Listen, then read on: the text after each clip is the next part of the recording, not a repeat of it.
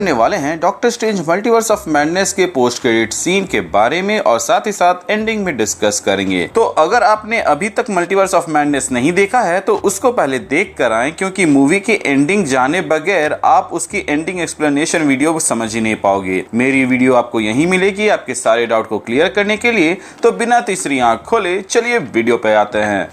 एक बार quick recap कर लेते हैं कि मूवी के एंडिंग में हुआ क्या, जिसमें सबसे पहले तो वांडा ने माउंट वंडागर को डिस्ट्रॉय कर दिया। साथ ही साथ डार्क होल्ड जो कि अक्रॉस द मल्टीवर्स जिस भी यूनिवर्स में एग्जिस्ट करते थे उनको भी उसने डिस्ट्रॉय कर दिया। वही बात करें डॉक्टर साहब की, तो उन्होंने फाइनली क्रिस्टीन को कन्फेस कर दिया कि जाने मन आप मेरी जान हो, परंतु आपके हमारे मिलन की कहानी पॉसिबल नहीं है, क्योंकि अगर ऐसा हुआ तो मैडम पूरी दुनिया तबाह हो जाएगी। इसीलिए चलता हूँ, दुआओं में याद रखना और अपने यूनिवर्स में जाकर इल्यूमिनाटी को फिर से कायम करना। अब बात करें अमेरिका चैवेज की, तो उसे एक ऐसी जगह मिल गई जहां वो सेफ फील करती है, प्लस खुद को प्रोटेक्ट करने की ट्रेनिंग भी लेती है, जहां उसकी शुरुआती लक्षण को देखकर ऐसा लग रहा है मानो अपने मेंटर या फिर कहे प्रोटेक्टर के जैसे ही एक दिन अच्छी सॉर्सरेस बनेगी। वहीं बात करें सॉर्सरर सुप्रीम वोंग की, तो ये बंदा फिलहाल तो कमरताज के रिनोवेशन में बिजी है। देखते हैं अगली किस मूवी में वो कैमियो देता है, क्योंकि बीते सालों में वो कैमियो के लिए ही जाने गए हैं, जहां वो शैंग-ची और नो वे होम जैसे मूवी में दिख चुके हैं।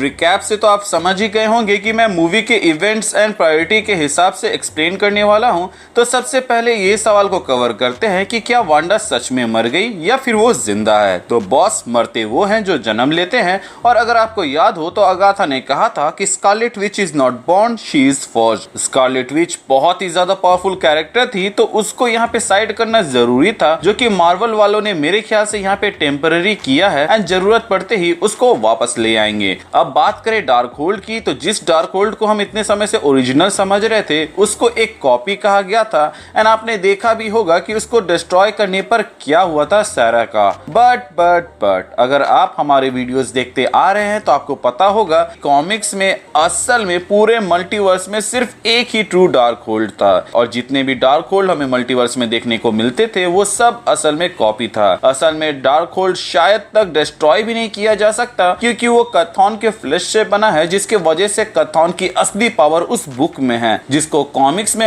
वांडा ने एब्जॉर्ब कर लिया था। मुझे तो लगता है कि मार्वल वाले कथॉन को अभी नहीं लाने वाले, इसीलिए स्कारलेट विच को साइड कर दिया, और बाकी विलन जैसे कि नाइटमेयर वगैरह को थोड़ा सा फुटेज मिले, इसलिए पावरफुल कैरेक्टर्स को थोड़ा सा साइड कर दिया। वैसे भी शैंग-ची के अंदर हम ड्वेलर इन डार्कनेस को देख चुके हैं, और इससे उन्होंने कहीं ना कहीं ये चीज तो हमें हिंट कर दिया है कि फियर लॉर्ड्स एग्जिस्ट करते हैं एमसीयू के अंदर, जिसका पार्ट नाइटमेयर हो सकता है। अब नाइटमेयर आने वाले समय में विलन बनेगा या नहीं, बट एक ऐसा कैरेक्टर जिसको बहुत पहले ही हिंट कर दिया गया है और हमें पता है कि गारंटीड आगे दिखने वाला है, हो सकता है उसका कनेक्शन इस मूवी से हो। और यहीं पर मैं एक छोटी सी थ्योरी देना चाहूंगा जो कि इल्यूमिनाटी से जुड़ी हुई है। अब मुझे मालूम है कि कई सारे लोगों को इल्यूमिनाटी वाला सीक्वेंस बहुत ही ज्यादा डिसअपॉइंट किया है, बट क्या हो अगर ये सब एक बड़े प्लान का हिस्सा हो, जैसे इन्फिनिटी स्टोन्स का अचानक से एमसीयू में शो अप करना। ये चीज बता रहा था कि थैनोस आने वाला है। इसको अगर आपके लिए सिंप्लीफाई करूं तो इल्यूमिनाटी में 6 चेयर दिखे थे, जिसमें से प्रोफेसर एक्स अपनी कुर्सी लेकर घूम रहे थे। तो ऐसे में टोटल 7 इल्यूमिनाटी के मेंबर हुए, जिसमें से सिर्फ 6 ही दिखे थे, जहां Captain Carter, Black Bolt, Captain Marvel, Mister Fantastic, Professor X और मॉर्डो ही थे।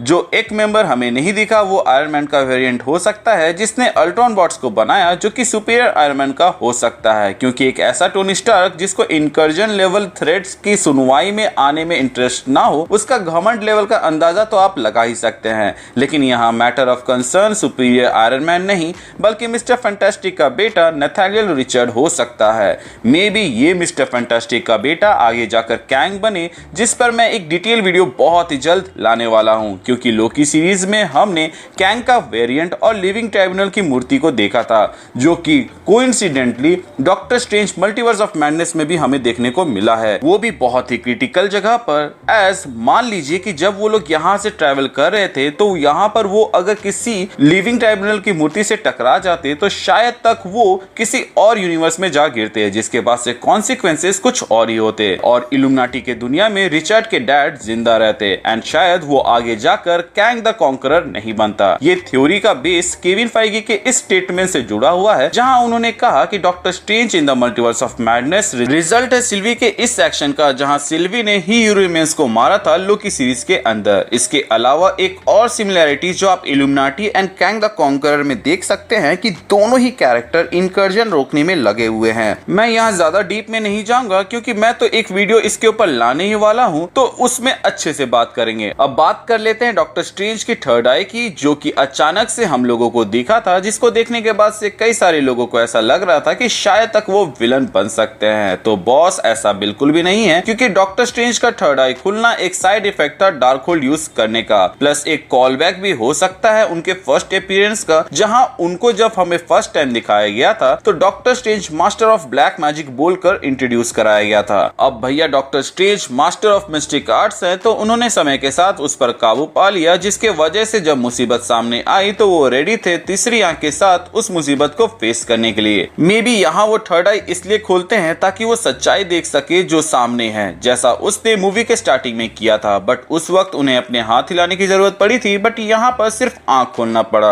वैसे भी हमने मल्टीवर्स ऑफ मैडनेस में देखा था कि वो कितने सारे मॉन्स्टर्स को समन कर सकते हैं, विच शोज कि शायद तक उन्होंने भी कई सारे मॉन्स्टर को एब्जॉर्ब कर रखा हो, जैसे सॉर्सरर सुप्रीम ने किया था व्हाट इफ के अंदर। या फिर ऐसा भी हो सकता है कि वो वहां पे उन्हें सिर्फ समन कर रहा था। अगर आप ध्यान दोगे तो डार्क होल्ड के पेजेस जब भी हमें दिखाए गए हैं तो उसमें हमें एक आंख भी देखने को मिला है, तो शायद तक ये उसी की फोरशैडोइंग थी। फोरशैडोइंग से याद आया कि एंशिएंट वन जब फर्स्ट टाइम डॉक्टर स्ट्रेंज से मिलती है तो वो उसको फ्री की मल्टीवर्स की सैर कराती है, तो उस वक्त भी वो यही कहती है कि ओपन योर आईज और फोरहेड में हाथ रखती है, तो शायद तक ये उसका इंडिकेशन भी हो सकता है। अब बात करते हैं क्लिया की, जो कि आउट ऑफ नोवेयर आती है और बोलती है कि चलोगे क्या 9 से 12, जिस पर डॉक्टर स्ट्रेंज तुरंत रेडी हो जाते हैं, क्योंकि अब भैया क्रिस्टीन तो हाथ मिलने से रही तो दूसरी वाली तो पटानी होगी। जिसको क्लिया के बारे में नहीं पता, मैं बता दूं कि क्लिया डोरमामू की भतीजी है कॉमिक्स के अंदर, एंड उसका यहाँ इनकर्जन से मतलब हो सकता है कि डोरमामू का डार्क डायमेंशन एंड उसका डायमेंशन कोलाइड कर रहा है, जिसको रोकने के लिए वो उस बंदे के पास आई है जिसने डोरमामू को हराया है। जिससे ये भी समझ आ जाता है कि क्यों डॉक्टर स्ट्रेंज को आई ऑफ आगामोटो दिया गया था इस मूवी के अंदर, एज डोरमामू से डील करने के लिए हमेशा आई ऑफ आगामोटो प्राइम वेपन रहा है डॉक्टर स्ट्रेंज के लिए, अब चाहे उसमें टाइम स्टोन हो या ना हो। As comics and animated shows plus movies के अंदर हमें ये दिखाया गया है कि टाइम स्टोन के बिना ही डॉक्टर स्ट्रेंज अपने आई ऑफ आगामोटो को यूज करके हमेशा डोरमामू को हराए हैं। अब क्लिया भले ही हमें मूवी के एंड में दिखी थी, लेकिन शायद तक वो जिस डायमेंशन से बिलोंग करती है उसका हिंट हमें पहले ही मिल गया था जब डॉक्टर स्ट्रेंज यहाँ पे अलग अलग डायमेंशन में जाते हैं, या फिर उस वक्त जब यहाँ पे अमेरिका चैवेज वांडा को किसी जगह पे गिराने की कोशिश कर रही है। ये जगह देखकर आपको लगा होगा कि मुस्फलहाइम हो सकता है जहां पे सर्टर रहता है, बट मे बी ये फल्टाइन भी हो सकता है, क्योंकि वो दिखने में बिल्कुल ऐसा ही है। अंतर सिर्फ ये है कि फल्टाइन प्योर एनर्जी से बना हुआ है और वहां मैटर एग्जिस्ट नहीं करता है। वेल, टॉपिक से ना भटकते हुए मैं ये चीज पहले क्लियर कर देता हूँ कि क्लिया क्यों ह्यूमन के जैसा दिखती है और डोरमामू वहां पर एक मॉन्स्टर के जैसा दिखता है, जिसके लिए मुझे आपको डोरमामू और क्लिया की थोड़ी सी ओरिजिन बतानी होगी। तो इसकी कहानी की शुरुआत होती है फल्टाइन डायमेंशन से, जो कि दिखने में मुस्फलहाइम के जैसा लगता है, लेकिन वहां पर सिर्फ एनर्जी ही एग्जिस्ट करती है। वहीं डोरमामू और उसकी बहन को एनर्जी से मन नहीं भरता है और उन्हें मैटर चाहिए होता है, जिसकी वजह से वो लोग डार्क डायमेंशन में चले जाते हैं। और क्योंकि वो लोग एक ग्रेटर डायमेंशन से लोअर डायमेंशन में जाते हैं तो उनको एक ह्यूमन फॉर्म मिल जाता है, जिसके बाद से डोरमामू तो भैया खुद को डार्क डायमेंशन से जोड़ लेता है, जिसके वजह से उसका लुक बदल जाता है। वहीं उसकी बहन एक ह्यूमन फॉर्म में ही रहना प्रेफर करती है, जिसके बाद से उसे एक लड़के से प्यार होता है, जिसका रिजल्ट में क्लिया होती है। इसलिए क्लिया हमें ह्यूमन फॉर्म में दिखती है। वहीं डोरमामू जिसकी वो भतीजी है वो इतना बड़ा दानव जैसा दिखता है। क्लिया वो बनती है जिसके लिए कॉमिक्स में डॉक्टर स्ट्रेंज ने डोरमामू को धमकी दिया था कि अगर क्लिया को कुछ हुआ तो भैया डार्क डायमेंशन में ऐसी कोई जगह नहीं है जहां तुम मुझसे छुप पाओगे। अब क्लिया की एंट्री ना सिर्फ डॉक्टर स्ट्रेंज के लिए नई मुसीबत लेके आई है, बल्कि वो उसको क्रिस्टीन से मूव ऑन करने में भी हेल्प करेगी। इनकर्जन वर्ड को डॉक्टर स्ट्रेंज 2 में इतने बार यूज कर दिया गया है कि लग रहा है कि वो लोग इसको करवा के रहेंगे, जो कि आई थिंक आगे जाकर एमसीयू को सॉफ्ट रिबूट देने का काम करेगी। इसके अलावा ऐसा भी हो सकता है कि यहाँ पे क्लिया डॉक्टर स्ट्रेंज को झूठ बोलकर अपने साथ ले जा रही है और उसका असली मकसद अपनी माँ को डोरमामू के कैद से छुड़ाना होगा, और वो यहाँ पर सिर्फ इसलिए आई क्योंकि ये इकलौता इकलौता ऐसा डॉक्टर स्ट्रेंज हो सकता है जिसने डोरमामू को हराया था। इनकर्जन वाले पार्ट और इस चीज के ऊपर हम और भी अच्छे से अपने आने वाले वीडियोस में बात करेंगे, क्योंकि अगर मैं इनकर्जन टॉपिक को ही उठाकर वीडियो बनाने चला तो जितने लंबी ये वीडियो बनी है उतनी लंबी और एक वीडियो बन सकती है। सो आई होप मैंने जितने भी बातें आपको यहाँ पर बताई उनमें कुछ तो आपको नया जानने को मिला हो और डॉक्टर स्ट्रेंज 2 की एंडिंग की कहानी आपको अच्छे से समझ आ गई हो। बट फिर भी इन केस कोई कमी रह गई होगी और आपके मन में अभी भी कोई सवाल जवाब होंगे तो आप हमें कमेंट सेक्शन में पूछ लीजिएगा, मैं कोशिश करूंगा उस पर वीडियो बनाने की। सो गाइज आज के लिए बस इतना ही। आई होप आपको ये वीडियो अच्छा लगा हो और अगर ऐसा है तो वीडियो को लाइक कर दीजिएगा और चैनल को सब्सक्राइब कर दीजिएगा। चैनल में पुराने हैं तो प्लीज चेक कि आपने बेल आइकन दबाया है या नहीं। अगर आपने दबा दिया है तो वेल एंड गुड, और अगर आपने नहीं दबाया है तो उसे दबा दें ताकि जब भी मैं कोई वीडियो डालूं उसका नोटिफिकेशन आपको जाए। इसके अलावा हमारे चैनल का एक छोटा सा मोटो है जो कि है लोगों की मदद करें, अपना ख्याल रखें एंड कीप मूविंग फॉरवर्ड का रट लगाकर आगे बढ़ते रहें। Thank you for watching.